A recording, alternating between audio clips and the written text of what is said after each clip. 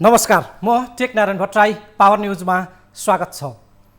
कुलमान घिसिङले विद्युत प्राधिकरणको नेतृत्व सम्हाल्दै गर्दा केही राजनैतिक वृत्तलाई समेत तरङ्गित पार्ने अभिव्यक्ति दिएका छन्। उनलाई ठाउँ खाली गरिदिएका हितेन्द्र देव साक्यका बारेमा पनि कुलमानले टिप्पणी गरेका छन्।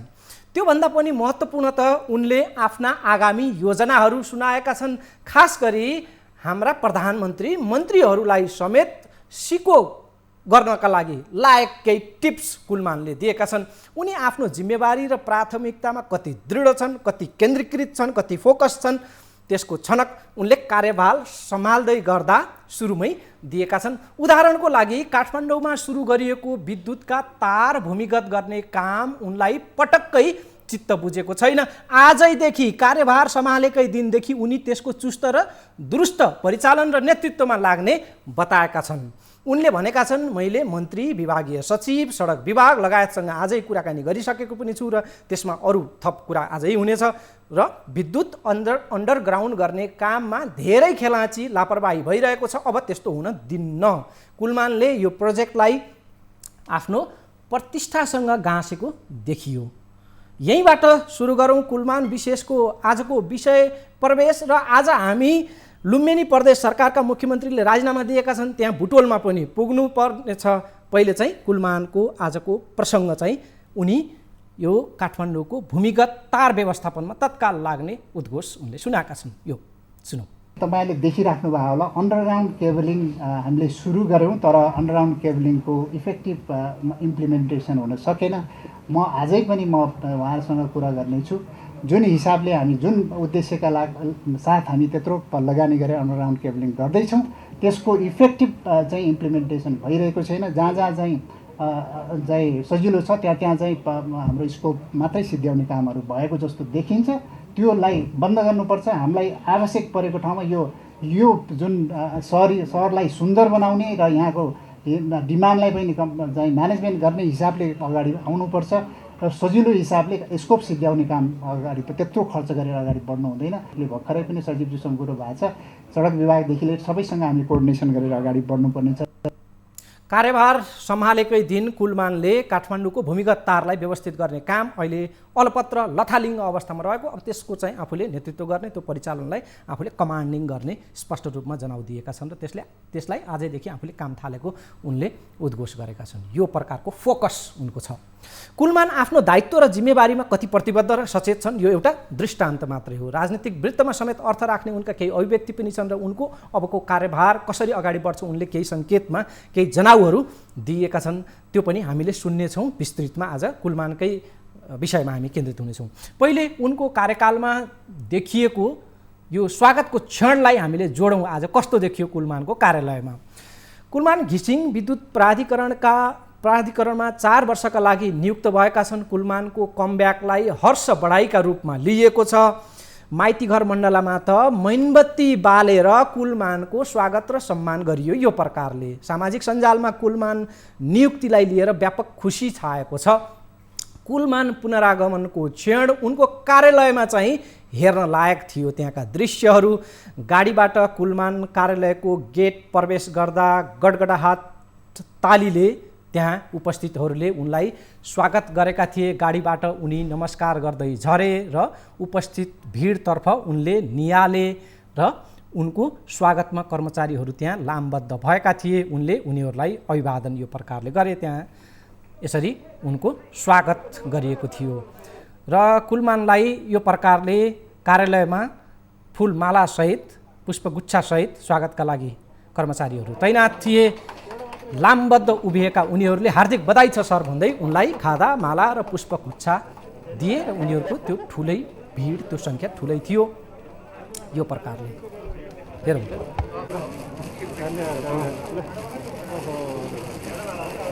कुलमानको हामीले केही बेरमा उनको अभिव्यक्ति पनि सुन्नेछौँ। उनले भनेका छन्, नेपालमा विद्युत प्राधिकरणको पदमा को आउँछ, नेपालको प्रधानमन्त्रीको पदको भन्दा त्यसको एउटा चर्चा हुने गरेको कुलमान स्वयंले उल्लेख गरेका छन् र त्यसको झलक यी दृश्यहरूले आज दिइरहेको छ। कुलमानको स्वागतका लागि त्यहाँ यो प्रकारको तयारी थियो। कार्यकक्षमा पुगेर उनी आफ्नो कुर्सीमा बस्छन् र फाइलमा हस्ताक्षर गरेर आफ्नो पदभार ग्रहण गरेका छन् कुलमानले आजदेखि। आज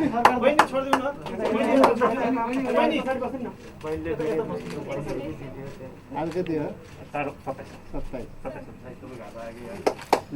दर्शक कुलमानले कार्यभार सम्हाल्दै गर्दाका यी दृश्यहरू हुन्।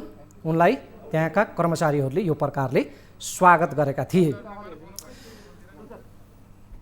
कुलमानले विश्वभर छरिएर रहेका नेपाली जनताले विद्युत प्राधिकरणको कार्यकारी निर्देशक को हुन्छ भन्ने विषयलाई प्रधानमन्त्रीको नियुक्ति भन्दा पनि बढी महत्त्व दिएको उल्लेख गरेका छन्।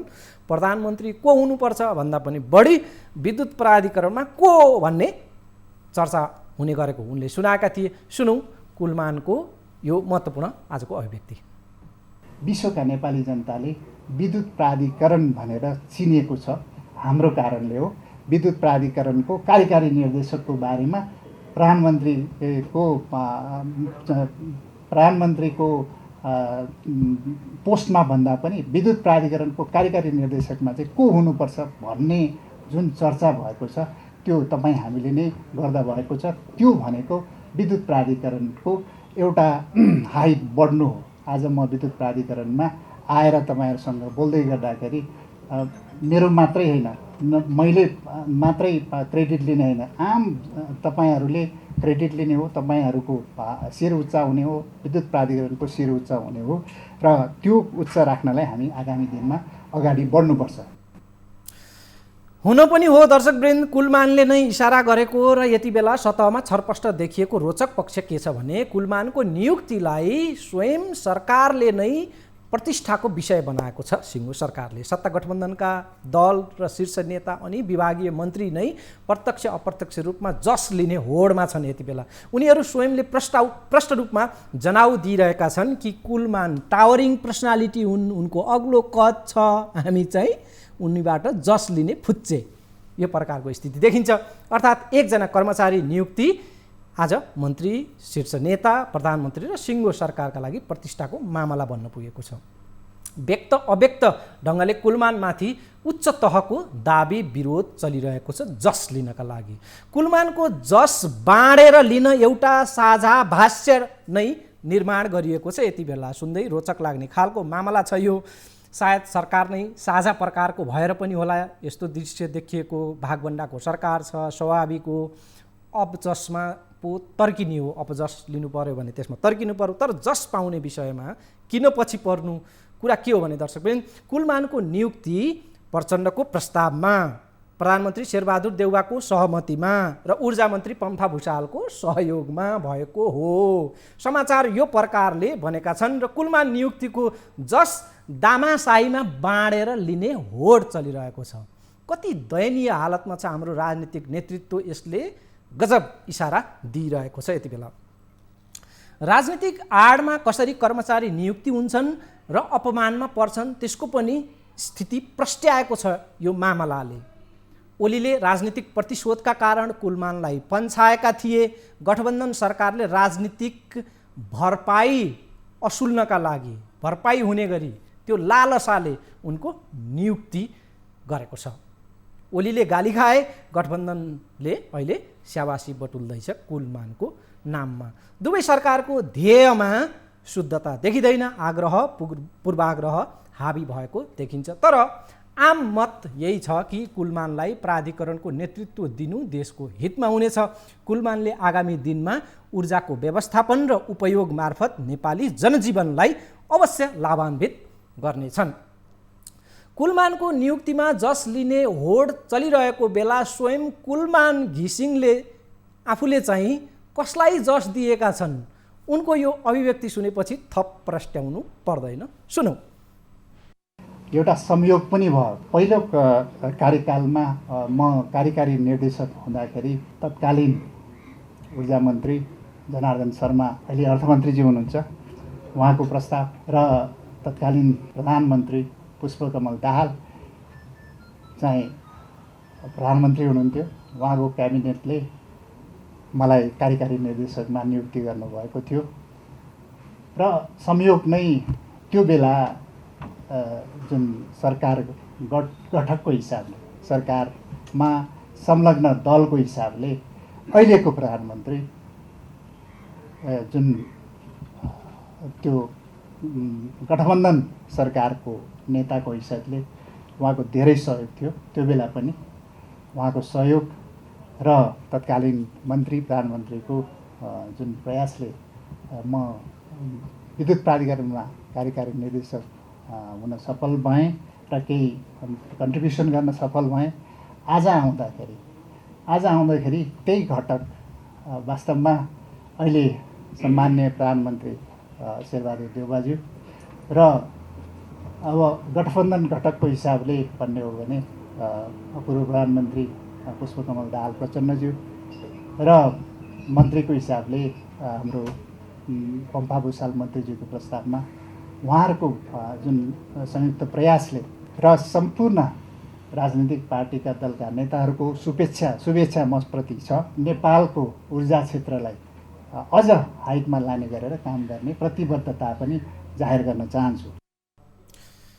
सुनिहालौँ, कुलमान नियुक्तिको जस लिने अहिले होड चलिरहेका बेला कुलमानको इसारा कता छ? काङ्ग्रेस निकटका सञ्चार संस्थाहरू शाखाहरूले कुलमानको नियुक्ति प्रधानमन्त्री शेरबहादुर देउवाको निर्देशनमा भएको प्रचार बजाइरहेका छन्। माओवादी केन्द्र निकटका सञ्चार शाखाहरूले प्रचण्डका कारण यो सम्भव भएको स्थापित गर्न खोजिरहेका छन्। ऊर्जा मन्त्री पम्फा भुषालको प्रस्तावमा कुलमानले नियुक्ति पाएको प्रचार पनि गरिएको छ। कुलमान घिसिङले आफूलाई ठाउँ खाली गरिदिएका निवर्तमान कार्यकारी निर्देशक हितेन्द्र देव साक्यको पनि आज स्मरण गरेका छन्। उत्तिकै सेवा सुविधा र उत्तिकै समयको जुन कार्यकाल तोकेर 4 वर्षको कार्यकाल तोकेर हितेन्द्र देव साक्यलाई उपयुक्त ठाउँमा सरकारले जिम्मेवारी तोकेको कुलमानले उल्लेख गरेका थिए। उनले के भने त्यो पनि सुन्न लायक छ, सुनौँ।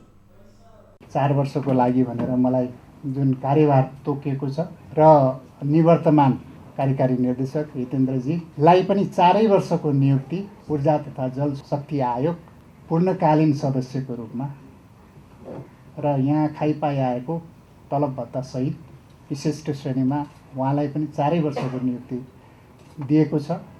सायद नेपाल सरकारले उहाँको पनि सम्मान गरेकै जस्तो लाग्छ। Right man in right place भन्दाखेरि उहाँको जुन किसिमको विज्ञता, जुन टेक्निकल विज्ञता वेक्समा चाहिन्छ त्यो ठाउँ उहाँको लागि उपयुक्तै जस्तो लाग्छ। यो ठाउँ उहाँको लागि उपयुक्त छैन भनेको पनि होइन मैले, र म कसैको पनि यहाँ आएर विरोध गर्ने भन्दा पनि आगामी दिन कसरी जाने भन्ने कुरा नै मेरो पहिलो काम हुनेछ।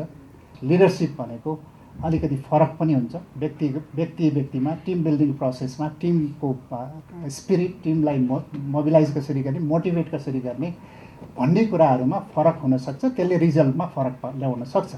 त्यो भएको हुनाले कुन ठाउँमा कुन व्यक्ति लिडरसिपमा उपयुक्त भन्ने कुरा चाहिँ हामीले माथिदेखि नै हेर्नुपर्ने हुन्छ।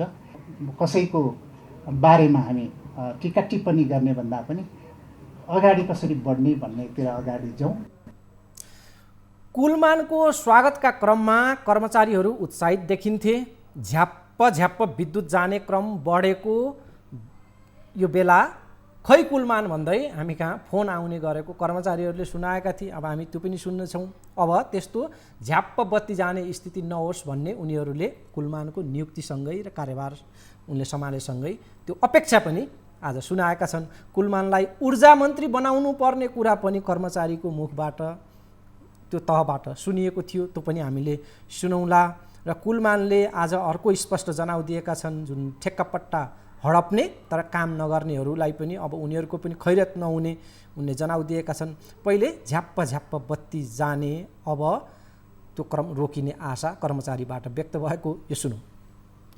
जनताहरूलाई हामीले जुन वितरण प्रणालीको सुधारको पनि आवश्यकता छ। झ्याप्प बत्ती जाने, अनि सुनिन्थ्यो चर्चा कुलमान कहाँ गयो भन्ने कुराहरू पनि सुनिन्थ्यो। आज कुलमान सर नेपाल विद्युत प्राधिकरणभित्र आउनुभएको छ। अब झ्याप्प लाइन नजाओस्, हाम्रो शुभकामना छ। तपाईँ कार्यकारी निर्देशकको रूपमा नेपाल विद्युत प्राधिकरण प्रवेश गर्दाखेरि करिब 25देखि 27% हाराहारीमा विद्युत प्राधिकरणमा चुहावट थियो। त्यो चुहावटलाई यहाँको कार्यकालको अन्तिम अवस्थामा आइपुग्दाखेरि करिब 15% हाराहारीमा यहाँले झारेर जानुभएको थियो। चुहावटलाई नियन्त्रण गर्नुभएको थियो। आज त्यो चुहावट करिब 17% अवस्थामा छ। त्यो कारणले गर्दाखेरि नेपाल विद्युत प्राधिकरणको नाफामा यसले प्रत्यक्ष असर गर्दछ। त्यस कारणले कार्यकारी निर्देशकज्यू यो चुहावट नियन्त्रण अभियानलाई हिजो जसरी तपाईँले एउटा सार्थक रूपमा अगाडि बढाउनको लागि जुन प्रयास गर्नुभयो त्यो प्रयत्न र प्रयास यद्यपि अहिले पनि आवश्यकता छ। अहिले धेरै मात्रामा बाँकी बगौता छ। हुन त यहाँ 2 महिनाको मात्रै छ भन्ने कुराहरू आइराखेको छ। 15-16 अरब रुपियाँ हाम्रो डेडिकेटेड र ट्रङ्क लाइनको छ। त्योभन्दा पनि अरू बढी छ, सरकारी कार्यालयको छ, डोमेस्टिक कन्ज्युमरहरूको छ। लाइन काट्ने कुराहरूमा एउटा प्रभावकारी ढङ्गबाट अगाडि बढिरहेको छैन। 15-16 अरब रुपियाँ के भन्दाखेरि उठ्न बाँकी हुने, डेडिकेटेडको बिडिङ गरेको रकम उठ्न बाँकी हुने, अनि कर्मचारीले 100 रुपियाँ के अरे सुविधाको लागि याचना गरे, माग गऱ्यो भने अनि त्यहाँबाट घाटा गयो भन्ने कुराहरू आएको छ। र डेडिकेटेड र ट्रङ्कको लाइनको महसुल उठाउने सन्दर्भमा विद्युत प्राधिकरणको व्यवस्थापनलाई अप्ठ्यारो पर्छ, असहज पर्छ भने आधिकारिक ट्रेड युनियन र यहाँ क्रियाशील सबै ट्रेड युनियनहरू कार्यकारी निर्देशकसँग काँधमा काँध मिलाएर त्यो महसुललाई भुक्तानी गर्ने सन्दर्भमा हामी अगाडि बढ्ने कुरा पनि म विनम्रतापूर्वक अनुरोध गर्न चाहन्छु। दर्शकबिन, कुलमानको नियुक्ति हुँदै गर्दा सामाजिक सञ्जालमा, मिडियाहरूमा र सार्वजनिक वृत्तमा कुलमानलाई ऊर्जा मन्त्रीको जिम्मेवारी दिएको भए हुन्थ्यो भन्ने प्रकारका अभिव्यक्तिहरू, आशयहरू पनि व्यक्त भइरहेका छन्। नेपाल वायु सेवा आयोग वायु सेवा निगम जस्ता टाट पल्टिएका संस्थाहरूमा कुलमानलाई जिम्मेवारी दिएको भए हुन्थ्यो भन्ने प्रकारले पनि आएका छन्। यद्यपि कुलमानको आफ्नो विषय विज्ञता त्यसमा म्याच खान्छ खाँदैन त्यो अर्को प्रसङ्ग छ। र यो त बाहिरको चर्चा थियो। स्वयं कर्मचारीको नेतृत्व वृत्तबाट पनि कुलमानलाई ऊर्जा मन्त्री बनाउनु पर्ने कुरा उठेको बारेमा पनि प्राधिकरणका नेतृत्वकर्ताका त्यहाँका कर्मचारीहरूबाटै त्यो प्रतिक्रिया स्वागतका क्रममा व्यक्त भएको थियो। कुलमानसँगका अपेक्षा र सहकार्यको उत्साह पनि उनीहरूले त्यो क्रममा पोखेका थिए। कर्मचारीका प्रतिनिधि आवाज सुनौँ हामीले अब। त्यसपछि कुलमानले भनेका छन् ठेक्का पट्टा हडप्ने तर काम नगर्नेहरूको अब खैरियत छैन, त्यो पनि सुनौँला। यो सुनौँ कर्मचारीहरूको कुरा। र उहाँले हिजो जुन उचाइ प्राप्त गर्नुभएको छ त्यो उचाइभन्दा पनि अझ ठुलो उचाइ प्राप्त विद्युत प्राधिकरणमा होस्। अहिले पनि चर्चा भएको छ नि, कुलमान सरलाई ऊर्जा मन्त्री बनाए पनि हुन्छ भन्ने कुराहरू आएको छ। अब ऊर्जा मन्त्री यसले एउटा हाइट बनाइदिएको छ। कुलमान सरलाई ऊर्जा मन्त्री होइन, आवश्यकता पर्दा यस्ता व्यक्तिहरू भोलि मुलुकको प्रधानमन्त्री पनि हुन सक्छन्। त्यस कारणले गर्दाखेरि हामीले भनेका छौँ उहाँले एउटा यो चुनौतीको बिचमा अहिले चुनौती छ। हिजो लोड सेडिङको चुनौती थियो भने मैले अघि नै भने एउटा आर्थिक अवस्थालाई सुधार्ने चुनौती, ट्रान्समिसन लाइनको चुनौती र जलविद्युतको विकास गर्ने सन्दर्भको चुनौती, विद्युत प्राधिकरणलाई आयोजना ल्याउने सम्बन्धको चुनौतीमा उहाँलाई के भन्दाखेरि सफलता मिलोस्। 4 वर्ष कार्यकालमा देखिने गरी 3टा कुरा गरेर जानुभयो। नदेखिने त अरू छन् होइन, तर देखिने गरी एउटा लोड सेडिङको अन्त्य गर्नुभयो। अर्को चाहिँ नेपाल विद्युत प्राधिकरण धेरै वर्षदेखि घाटामा थियो, त्यो घाटालाई चाहिँ नाफामा लानुभयो। र अर्को चाहिँ चुहावट, करिब 150 मेगावाट नीति प्रवर्धकहरूले उत्पादन गरेको बिजुली अहिले खेर जाने अवस्थामा भइरहेको छ। यो इन्डक्सन चुलोलाई प्रमोट गर्नु पर्यो। त्यस्तै गरेर इलेक्ट्रिकल भेहिकलहरूको सन्दर्भमा जानु पर्यो। सरकारले अहिले भन्सार छुट गरेको कुराहरू छ, यसलाई हामीले प्रमोट गर्नु पर्यो। विद्युत प्राधिकरणले पनि अब महँगा गाडी होइन, इलेक्ट्रिकल भेहिकलमा प्रमोट गरेर जनतालाई देखाउनु पर्यो। हामीले इन्धनबाट चल्ने, डिजलबाट चल्ने, पेट्रोलबाट चल्ने गाडीलाई हामी विस्थापित गऱ्यौँ। अब इलेक्ट्रिकलबाट चल्ने गाडीहरू हामीले स्थापित गर्दैछौँ। तपाईँहरू पनि यही गाडीहरू प्रयोग गर्नुहोस् भनेर एउटा सन्देश नेपाल विद्युत प्राधिकरणबाट दिनुपर्ने आवश्यकता छ। उहाँलाई प्राधिकरणको पहिलो कार्यकालमा पछि सिक्दै जानु पर्यो भनौँ न, केही थाहा पाउँदै जानु पर्यो भनेदेखि अहिले उहाँलाई थाहा पाउनु कुनै आवश्यक छैन। उहाँलाई सबै ठाउँमा कहाँ समस्या छ भन्ने कुरो ठ्याक्कै थाहा छ। एउटा डक्टर, एउटा बिरामी भयो एउटा प्राधिकरण, उहाँ एउटा डक्टर भयो होइन। डक्टरले अब यसलाई चाहिँ दबाई खुवाउँदा हुन्छ कि होइन, अब चाहिँ दबाई खुवाउँदा हुन्छ कि चाहिँ चक्कुले अपरेसनै गर्नुपर्ने हो कि होइन, त्यो सबै उहाँलाई थाहा छ। अब काट्नुपर्ने काट्नु पऱ्यो होइन, दबाई खुवाउँदा ठिक हुन्छ नि दबाई खुवाएर अब यसलाई चाहिँ ठिक गरेर स्वस्थ बनाउनु पऱ्यो। त्यो जिम्मेवारी उहाँलाई आएको छ। र मलाई लाग्छ उहाँ अत्यन्त मेहनती हुनुहुन्छ, व्यवस्थापक पनि हुनुहुन्छ। कोहीका गाला जुम्लाको स्याउको जस्तो हुने अनि कोहीका गाला त्यो के भन्दाखेरि चटपटे बेच्ने दाइरा भाइका जस्ता हुनु हुँदैन। यसको अन्त्य हुनुपर्छ भन्ने कुराहरू पनि म विनम्रतापूर्वक अनुरोध गर्न चाहन्छु। सरुवाको सन्दर्भमा भन्नै पर्छ। हुन त हितेन्द्र सर यहाँ हुनुहुन्न, उहाँको पछाडि मैले कुरो पनि गरेको होइन, उहाँलाई मैले अघि नै धन्यवाद ज्ञापन पनि गरिसकेँ। उहाँ एउटा सोझो व्यवस्थापक हुनुहुन्थ्यो। त्यो सोझो व्यवस्थापकको फाइदा मन्त्रालयमा बस्ने सचिवालयका मान्छेहरूले उठान गरे। योभन्दा अगाडिका 2टा मन्त्रीहरूको सचिवालयबाट चलखेलको आधारमा सरुवाहरू भएको छ। यहाँ हाम्रा होइन, राम्रा मान्छेलाई काम दिनुपर्छ। आज जसरी सरकारले कुलमान सरको मूल्याङ्कन गर्यो, आगामी दिनमा कार्यालय प्रमुखहरू बनाउने प्रशासन प्रमुख बनाउने, लेखा प्रमुखहरू बनाउने सन्दर्भमा हाम्रा होइन राम्रा मान्छेले अवसर पाउनुपर्छ भन्ने कुरालाई पनि म विनम्रतापूर्वक अनुरोध गर्न चाहन्छु। यो हाम्रो माग पनि रहिराखेको छ। केही चुनौतीहरू छन्, तर एउटा साहसी र एउटा योग्य र एउटा सक्षम व्यक्तिले नेतृत्व गरिसकेपछि मलाई लाग्छ अब विद्युत प्राधिकरणले हर्जना तिर्नुपर्ने दिनको अन्त्य हुनेछ। हामीले ट्रान्समिसन लाइनमा हर्जना तिर्नुपर्ने दिनको अन्त्य हुनेछ। हामीले लाइन काट्नको लागि ग्राहकलाई पत्रचार गरेर मात्रै उनीहरूले विद्युत प्राधिकरणमा आएर महसुल बुझाउने किसिमको एउटा वातावरण क्रिएट हुनेछ, किनभने त्यो एउटा दक्ष व्यवस्थापनकोले गाइड गर्दाखेरि, नेतृत्व प्रदान गर्दाखेरि ती उपलब्धिहरू हिजो हामीले प्राप्त गरेका थियौँ भने आगामी दिनमा पनि हामीले यो उपलब्धि प्राप्त गर्न सक्छौँ। दर्शकबिन, हामीले विद्युत प्राधिकरणका नेतृत्वकर्ता कर्मचारीहरूको कुरा पनि सुन्यौँ। उनीहरूको अपेक्षा र उत्साह आफ्नो अभिव्यक्तिमा झल्किएको हामीले हेऱ्यौँ। कुलमान स्वयंले भनेका छन् नेपालमा प्रधानमन्त्रीको पद सरह विद्युत प्राधिकरणको नेतृत्वमा को आउँछ भन्ने चासो, जनचासो रहेको हो पनि एक अर्थमा। त्यो प्रकारको यो दृश्य, सामाजिक सञ्जालको जुन प्रतिक्रियाहरू छ त्यसले त्यो रुझानलाई देखाउँछ पनि। त्यसैले पनि आज हामीले कार्यक्रममा मुख्यतः कुलमानको यो पदभार ग्रहण गरेको सन्दर्भलाई जोडेका छौँ र उनका आगामी योजनाका बारेमा उनले दिएका अभिव्यक्तिलाई आज जोडेका छौँ। अब सुनौँ कुलमानका अबका प्राथमिकताहरू के छन्। उनले 1 महिना मिडियामा नआउने आफ्नो योजना रहेको थियो, तर आज चाहिँ बोल्नै पर्ने स्थिति बनायो त्यो माहौलले भनेर आफ्ना अभिव्यक्तिहरू र केही सङ्केतहरू उनले दिएका छन्। ती महत्त्वपूर्ण छन्। उनले ठेक्का हडप्ने तर काम नगर्ने ठेकेदारहरूलाई ठेगानमा ल्याउने पनि उद्घोष सुरुवातमै गरेका छन्। नेपालको पानी जनताको लगानी जस्ता कार्यक्रमलाई पनि अब अघि बढाउने उनको प्राथमिकताको सूचीमा रहेको सुनियो। सुनौँ कुलमानका जुन पदभार ग्रहण गर्दै गर्दाका प्रतिबद्धता र घोषणाहरू। 1 महिना चाहिँ म मिडियामा नआउँ भन्ने नै थिएँ, तर अब आज बाइचान्स हामी बोल्नै पर्ने स्थिति भएको हुनाले मैले केही शब्दहरू तपाईँहरूको अगाडि राखेँ।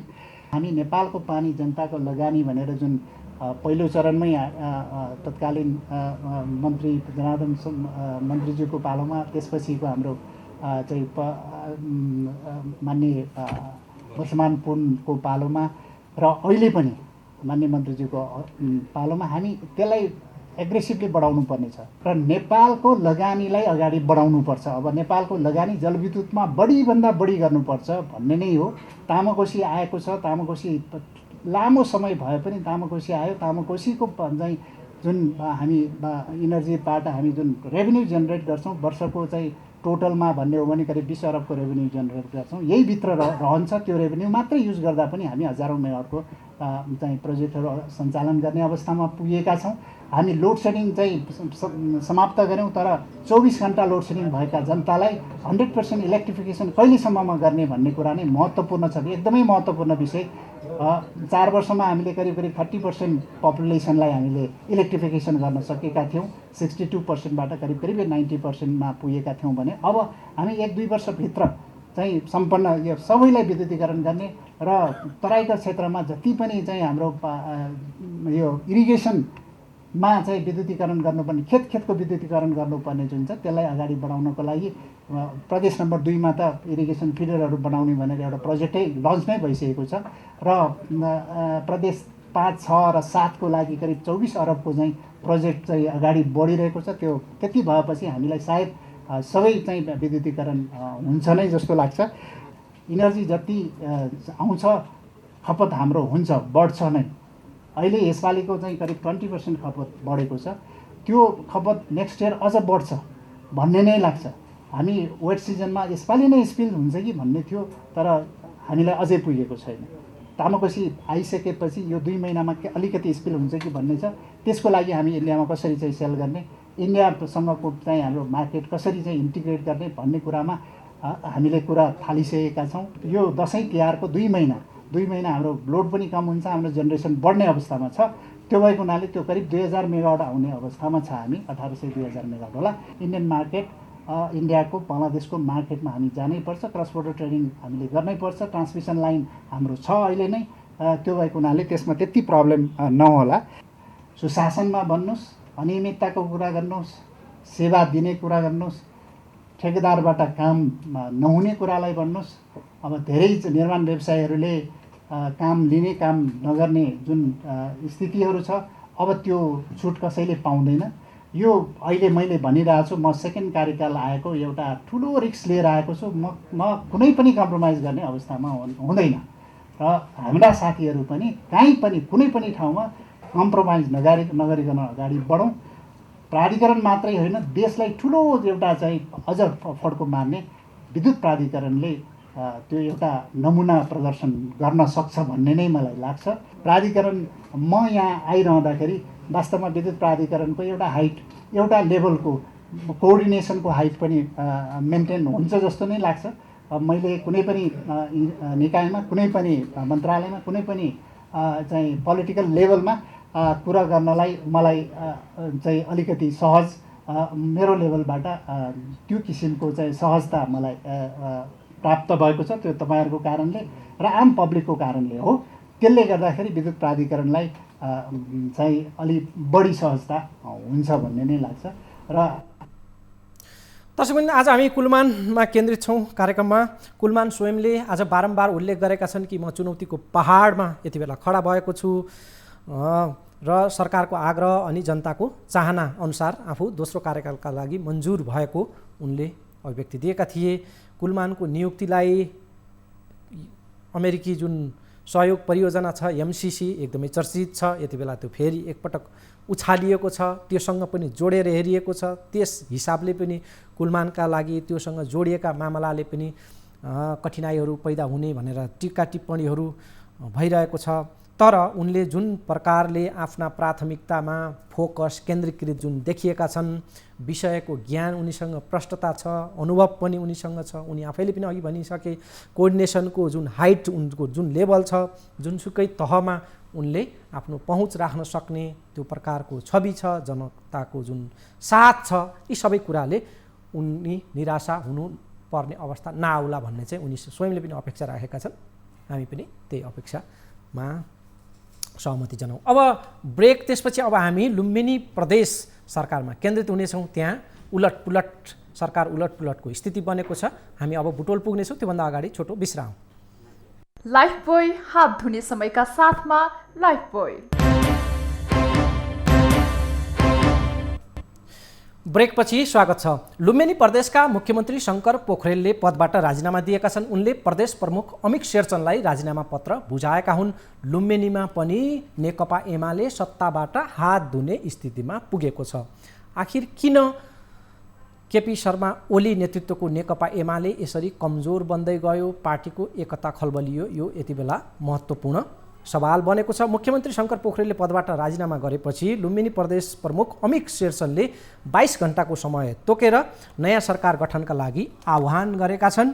प्रदेश प्रमुख शेरचनले बुधबार 5 बजे सूचना जारी गर्दै बिहिबार 3 बजेभित्र सरकार गठनका लागि दलहरूलाई आह्वान गरेका हुन्। 4 दलीय गठबन्धनसँग 42 सांसदहरू रहेका छन्, त्यो प्रकारको दाबी छ उनीहरूको। भोलि बिहिबार नै नेकपा माओवादीका कुलबहादुर केसी मुख्यमन्त्री बन्ने दाबी गठबन्धनले गरेको छ। दर्शकबिन, चुनावबाट हासिल गरेको सत्ता पनि लगभग घुम्दै गयो र यो क्रम पोखराबाट पृथ्वी सुब्बा गुरुङ नेतृत्वको गण्डकी प्रदेश सरकार गुम्यो, यता केपी शर्मा ओली नेतृत्वको केन्द्र सरकार गुम्यो, अहिले शङ्कर पोखरेल नेतृत्वको लुम्बिनी प्रदेश सरकार ओली नेतृत्वको एमालेको हातबाट फुत्किने स्थिति बनेको छ। शक्तिशाली पार्टी छियाछिया भयो। 5 वर्ष ढुक्क ठानिएका केन्द्र र प्रदेश सरकारहरू धमाधम ढल्दै गए। समीक्षा योग्य विषय यो छ कि आखिर किन शक्ति क्षीण हुँदै गयो नेकपा एमाले। त्यसका शक्तिशाली अध्यक्ष केपी शर्मा ओली र उनी मातहतको त्यो सत्ता किन यसरी शक्ति क्षीण हुँदै गयो। पार्टीभित्रै गडबडी र क्षयीकरण हुँदै केन्द्रदेखि प्रदेश तहसम्म जुन गडबडी र क्षतिको कारणबारे अनेक आधार र तर्कहरू गरिएका छन्। त्यसमध्येको प्रमुख कारणका रूपमा पार्टी अध्यक्ष केपी शर्मा ओलीको चरम दम्भ र एकमना शैलीको उपज ठानिएको छ। एमालेको यो क्षतिमा नेपाली काङ्ग्रेस मुख्य लाभग्राही बनेको छ भने नेकपा माओवादी, जनता समाजवादी पार्टी लगायत ओली इतरका अन्य शक्ति दल र नेताहरूलाई स्वाद परेको छ। यति बेला ओली स्वयं र उनलाई साथ दिएका नेता कार्यकर्ता पङ्क्ति यो शक्ति र सत्ता विनाशको चुरो कारण माधव नेपाललाई ठान्छन् र जुन ओली इतरको जुन गठबन्धन बनेको छ त्यसलाई बाधा ठान्छन् उनीहरू। तर ती बाहेकका एमालेकै र बाहिरी राजनीतिक वृत्तले भने ओली यो सबै परिणामका मुख्य कारण ठानेका छन्।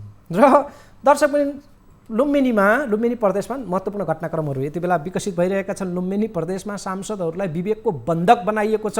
होटल र रिसोर्टहरूमा सांसदहरूलाई लगेर राखिएको छ। कारण सोझो छ कि सांसदहरू किनबेचमा नपरुन् भन्ने हो। प्रलोभनमा परेर सांसद तानातानको स्थिति आउने भन्दै आफ्ना पक्षका सांसदहरूलाई जम्मा पारेर होटल एवं रिसोर्टहरूमा राख्ने गरिएको छ। यो केन्द्रमा पनि चलेको थियो, प्रदेशमा गण्डकी प्रदेशमा पनि चल्यो, प्रदेशमा यस्ता घटनाक्रमहरू चलेका छन्। भन्नलाई त यो भेला हो, छलफल हो, हाम्रो प्रशिक्षण हो, आन्तरिक मिटिङ हो, जे नाम दिए पनि खासमा सांसदहरूको भर नलागेर एक ठाउँमा भेडा बाख्रा जस्तो जम्मा पारेर राखिएको छ। यसो गर्दा उनीहरू बाहिरी सम्पर्कमा जाने छैनन् र प्रलोभनमा पर्ने छैनन् भन्ने नै ध्येय बुझ्न सकिन्छ। त्यो स्पष्ट छ। विवेकको बन्धक बन्न राजी हुने सांसदहरूलाई कठै मात्रै भन्न सकियो। सांसद बन्दी बनाउने नेतृत्व र त्यो प्रकारको सोचलाई झन्डै आपराधिक कोटीमै राख्दा पनि फरक पर्दैन।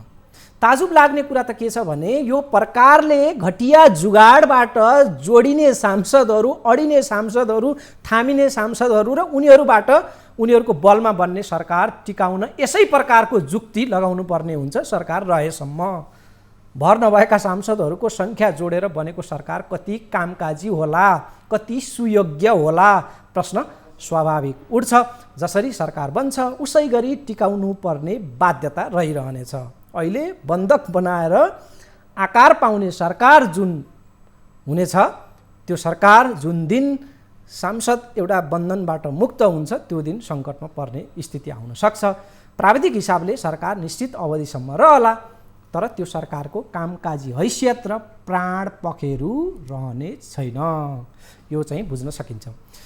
र आजको महत्त्वपूर्ण घटनाक्रम यता कुलमानको नियुक्तिको उत्साह छ, अर्कोतिर ओली सरकारले नियुक्ति गरेका नेपाल रेलवे कम्पनी लिमिटेडका महाप्रबन्धक गुरुप्रसाद भट्टराईले पदबाट राजीनामा दिएको चर्चा पनि उत्तिकै छ। उनले अस्ति पत्रकार सम्मेलन गरेर स्पष्ट रूपमा जनाउ दिएका थिए कि मैले राजीनामा दिनेवाला छैन, म मैदानमा भिड्नेवाला छु भनेर। तर उनले चाहिँ राजीनामा दिएका छन्। बुधबार पदबाट राजीनामा दिएका उनले आफ्नो राजीनामा पत्रमा गठबन्धन सरकार र तिनका नेताहरूले पदीय जिम्मेवारी भन्दा बाहिर गएर असान्दर्भिक विषय जोड्दै मौलिक हक र वाक स्वतन्त्रतामाथि कुण्ठित गर्ने ढङ्गले आफूलाई सफाई पेश गर्ने निर्देशन दिएको उनको राजीनामा पत्रमा उल्लेख छ। देउबा नेतृत्वको सरकारले भट्टराईलाई गत साउन 19 गते स्पष्टीकरण सोधेको थियो र उनले अब राजीनामा दिएका छन्। नेपाल रेलवे कम्पनीको महाप्रबन्धकमा अब उनी रहेनन्। सरकारले अर्को नियुक्ति गर्ने तयारी गरिरहेको छ। हस् त, यिनै सन्दर्भ प्रस्तुत गर्दा कार्यक्रमको निर्धारित समय सकिएको छ। भोलि अर्को सन्दर्भमा हाम्रो भेट हुनेछ। आजका लागि बिदा चाहन्छु। नमस्कार।